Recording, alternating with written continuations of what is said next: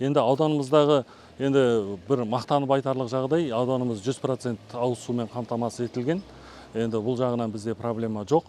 Ал енді интернет бойынша қазір біз Шілікті ауылдық округында интернетке қосу жұмыстарын қазір жүргізіп жатырмыз. АМС қондырғылары қазір күнде орнатылған. Ендігі уақытта соларды мынау Тарбағатай ауданындағы шекаралық аудан болғандықтан, шекаралық мәселелерге байланысты осы Тарбағатай ауданындағы салынып бітуге тиісті АМС-тердің құрылысына байланысты кедергілер туындап тұр. Егер де сол мәселелер шешілген болатын болса, Шілікті біздің ауылдық округі жылдың соңына дейін толығымен интернетке қосылады деп жоспарлап отырмыз.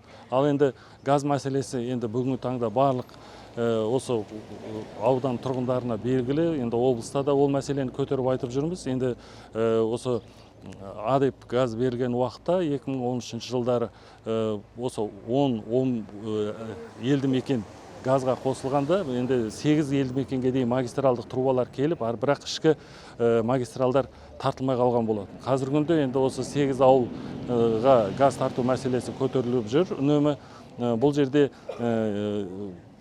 мәселе болып отырған дүние, бұл біріншіден осы газ қорының нақты болмауы, осы аудандарға осы миллиардтаған шығындарды шығарудың қаншалықты орынды екендігі туралы осы мәселе туындатып отыр. Егер де осы жақ саяси тұрғыдан осы мәселе қолдау табатын болса, қазір Зайсан ауданына осы барлық елді мекендер газға қосылады деп біз жоспарлап отырмыз.